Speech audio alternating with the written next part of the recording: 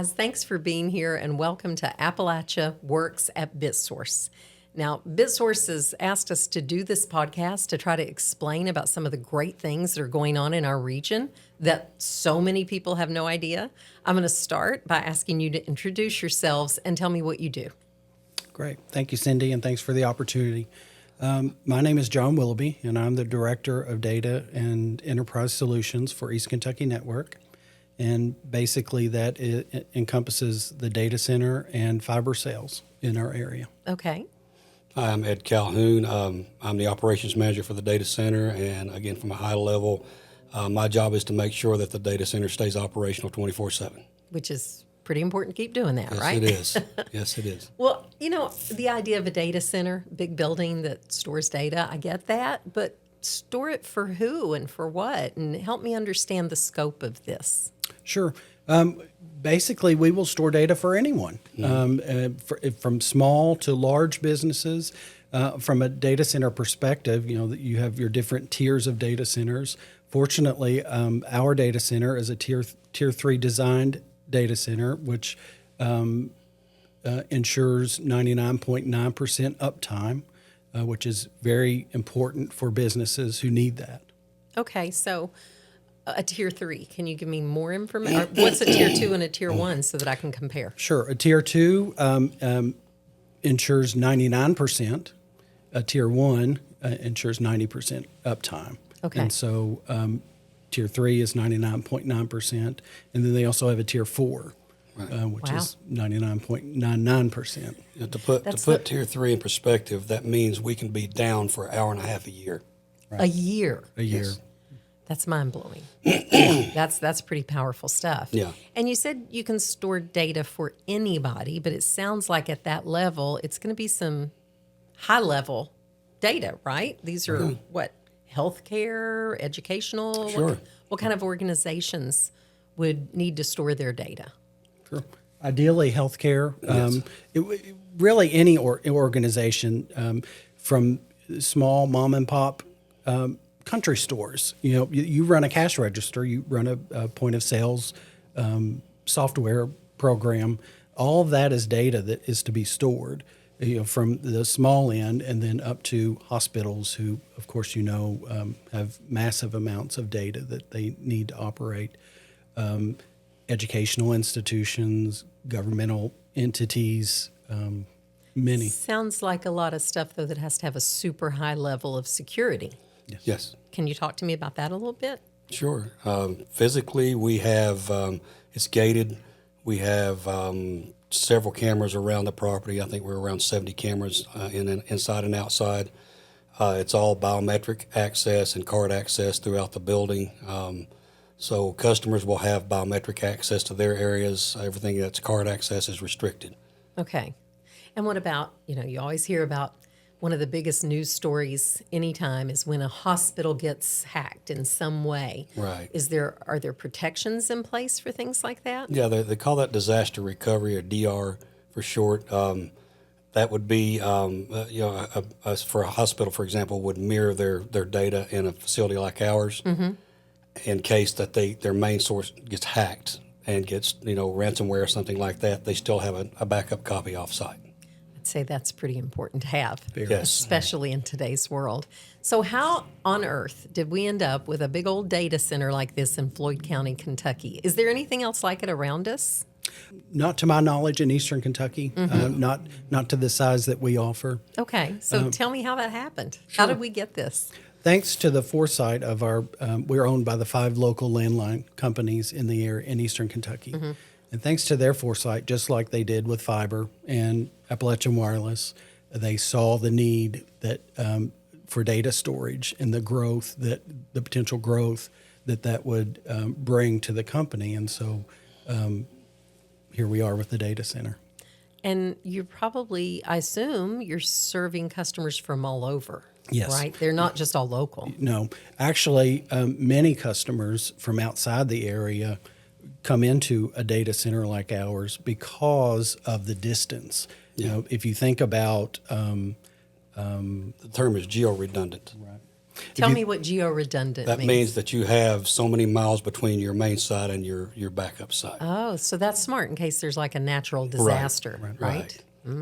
That makes a lot of sense. Right. And so if a natural disaster happens in your area, you certainly don't want your data there along with your company. And so you store it a couple of miles, 100 miles away. Or 1,000. Or 1,000, yes. And I mean, the thing about a data center is you could be in another country and still have a presence in our data center. Okay. As long as you have connectivity to our data center, you can have a presence there. That makes a lot of sense. And because of our fiber network in the area, we're able to offer the transport to and from many areas. You know, we connect to data centers in Chicago and in Ashburn, which are two very large peering hotels across the nation. And so once you get there, you're anywhere in the world that you want to be. So tell me a little bit more about this history. You said, they had foresight. They realized this was going to be a need. How long has the data center been here? When did you start? 2018 was when construction started. I think the planning started a couple years before that.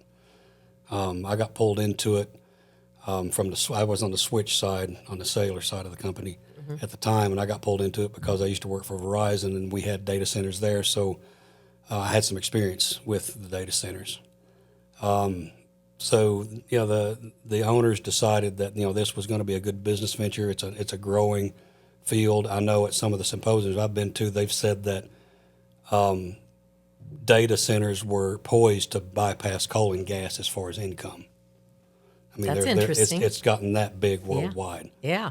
So it was a big investment for them, a big risk for them, but they thought it was going to be a good investment. I think it will be, in time once customers get more comfortable with it, because it's a new business in this area. Yeah.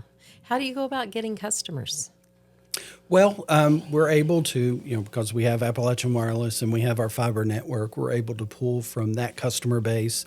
That's how we've started getting our name out. And then you just market. You market not just locally, you market regionally, statewide, and then regionally in the United States as well. Okay. Not doing overseas stuff, just No. U.S.? Okay. No, we're not opposed to it. We're just not there yet. Okay. Why not? Let's Why conquer not? the world. Right. You're not limited. Yeah. That's what I would think anyway. I like to think big. Right. What are some of the challenges that you all have encountered? Are there challenges to operating a center like this in Central Appalachia specifically? Probably the biggest challenge for us is this location. There aren't we're not as population dense, so there's not as many big companies here locally for us to market to. So that in itself's been a little bit of a challenge, but it's like I said, we can have customers anywhere in the world. Yeah. That's also an opportunity because we're not populated, and so people who want their data secure, they don't necessarily want it in a populated area, and so we're able to offer that security. Yeah. Well, you said something, I think, before we were actually started rolling about how secure the site is.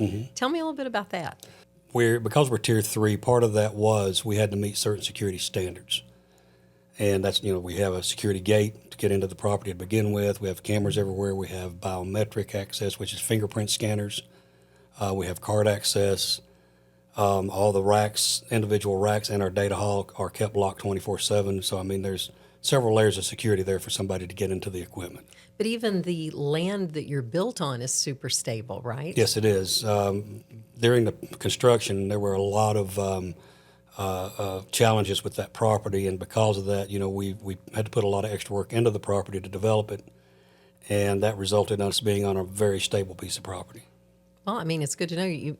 I don't know if we should ever say proof, but you might be kind of earthquake proof. Yes, Yeah. absolutely. Yeah, and because of where we're located, we're kind of sheltered by the mountains there too. So because we kind of sit in a valley, and we're at a higher elevation, we don't have to worry about flooding, anything like that.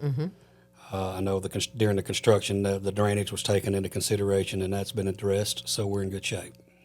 And because we are in a valley, we have mountains on three sides of us, and that is our fencing. Yeah. Makes sense. Yes. Yeah. Natural. God's fencing is Yes. what you've got there. And Most secure, right? Yeah. We're also designed to withstand 150 mile an hour straight line wind. That's pretty big. Yeah. Yeah, that's powerful. total aside here, but growing up, I was always told that tornadoes couldn't get you in the mountains because they can't touch down. Well, we now know not that the is case. not Yeah. true. They certainly can. But but to protect yourself against that level of straight line winds is a pretty big deal. yeah. Well, and the 150 mile an hour straight line winds equates to an F3 tornado. Yeah, that's pretty severe. Yeah, it is. So I started saying, are there challenges to operating something like this in Central Appalachia? And instead, all you've told me are there's a bunch of positives to operating. positives, yeah. And the fact that you are able to serve customers from, as you said, so far all over the country, the continental U.S., if somebody were thinking about locating in Central Appalachia to run, whether it was obviously a data center or anything else, that their customers are kind of global, you wouldn't see any roadblocks, would you? I mean, what would you advise them? No, I think we have, I don't think, I know we have the infrastructure as far as transport. We have the fiber infrastructure, and now we have the data storage infrastructure for any businesses that may have those needs. Yeah. I've been hearing that a lot from people we've been talking to, that they're like, people think there are roadblocks here, but there really aren't. There's more benefit Right. to establishing a business in this region. Right. And you guys have been doing it now for a while. Do you still have capacity to take on more customers? We do, and we have capacity to grow as well. We have we have 2 data halls within our current footprint. One of which we're building, or we're Populating. Thank Good you. word. I like that. Okay. And we have a second data hall that is ready to be built out, and then next to that we have land prepped already that can be put under roof very quickly. So the sky's the limit. Sky's the Yeah. limit. I said, conquer the world. Now you're really telling me you are equipped to maybe do that. So that's great. We didn't get into a lot personally, but I always have to do this. Are you guys native Appalachians? Yes. Yes. Tell me about your growing up and how you came to be in this place. Sure. I'm originally from the foothills of Appalachia in Bourbon County, Kentucky, and I met and married my wife at Eastern Kentucky University, and she is from Floyd County, and we've lived here for almost 30 years now. So Yeah, you're official. I hope to be official by now. Yes. Card carrying. How about you? I grew up in the burgeoning metropolis of Heinemann, Kentucky. I left there when I was 18, joined the Marine Corps, which is where I got my most of my education. I was avionics on fighter planes. Wow. Worked on electronics. And after that, I applied that to a couple different careers. I worked for GTE, Verizon, Continental Telephone, Motorola, and then ended up here. Okay. So it sounds like neither of you ever wanted to live anywhere else. Is that fair? No. I lived in D.C. for a while, and you can have it. I'd rather be here. Yeah, I get that. I really do. Now, I would assume the data center doesn't have a big workforce in terms of labor. It doesn't. It's pretty small. Currently, we have 4 employees Yeah, because again, the work's all done. and a host of support staff, IT, and other individuals. Sure. Yeah. But we have 4 core employees. But in terms of employees, and I know this has been true because I've talked a lot with people from EKN and Appalachian Wireless, you all have a very stable workforce. We do. We do. We've been in business since the late 90s, starting with fiber and wireless, and now with our data center. And so we hope to continue many, many years. And it's been one of the biggest blessings, I think, doing business in this region is having people from here that work here. Yes. There's a work ethic that you can't compare. Right. And, our wireless customers constantly talk about how pleased they are to be able to call into a call center and listen to people who sound just like them and know where Mud Creek is or, where Greasy Creek is. And they can say those terms and immediately get a response from the call center. Oh, yeah. Individuals. That's a big benefit. Yeah. So if another business, a mid-sized business, say, was considering coming here, and we've talked about that just a little bit, but what would you say to them to encourage them to start up here? So for us, we've been in business for over 30 years now, and we kind of are experts in what we do as far as transport, as far as data storage, and even wireless. And so we would encourage any business who has, say they're selling plants. Let us store your data needs so you can concentrate on the plants. Let us use our expertise to help you make money in your business. That makes sense. Sounds good. Yep. And this man will keep it running. And this man That's will my keep it job. going. So you've both been with EKN for quite a while, right? How many Yes. years? 16 for me. I've been 25 Okay. in November. Yeah. Once again, as I said, people get in and they just stay because it's Right. Great place to work. it is a great place to work, but also it's testament, I think, to the people who work there. Yeah. You know, We're a small family. We joke a lot that we are like brothers and sisters. We'll squabble one minute and hug and make up the next. It's one big happy. just don't family. let It's anybody great. else say anything. Exactly. Right. Exactly. Yeah. Exactly. Can fight within the family, Right. but Right. you don't let outsiders do it. Yeah. I get that completely. It's great. Well, guys, thank you all. Is there anything we haven't talked about? Because I feel like there's probably some other aspects of the data center that we haven't talked about. And again, the idea being we're doing something really good here in Central Appalachia, something that a lot of people may not have known about. Are there other things that you'd be surprised to know this? Can you think of something like that? From my perspective, I think one of the biggest things that I would like for people to take away is the package that we could offer with the transport through fiber and the data storage that we have at the data center, the opportunity that we have to answer any of the problems that local businesses might have. We can answer those solutions for them. Right. Okay. Well, you blew my mind when you said mom and pop's place that has a cash register. I thought data storage was only for big companies. Well, it can be, but it can be for But it doesn't small as have well. to It be. doesn't No, have to be. no. Okay. Right. Anybody who has IT equipment could benefit from putting it in our facility. Yeah. I remember, I'm going to obviously allude to my age here, but I remember when we first started getting computers at work and somebody had to carry a little thing out with them every night so it didn't stay in the building. Right, That was our data storage. Yeah. Right. And right. this is now that exponentially times a million. Right. So now it's just carried out over fiber. Right. Right. Nobody physically has to do Right. that. Right. I've got something else I'd like to ask about. Do you have any competition here in this area for what you do?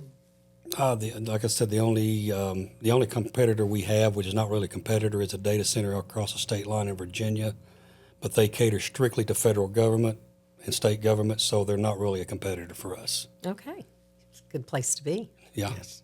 Well, guys, thank you again. This has been a pleasure, and I've learned a whole lot about the data center and another, what I would consider innovative thing happening in Central Appalachia, and that's the EKN data center.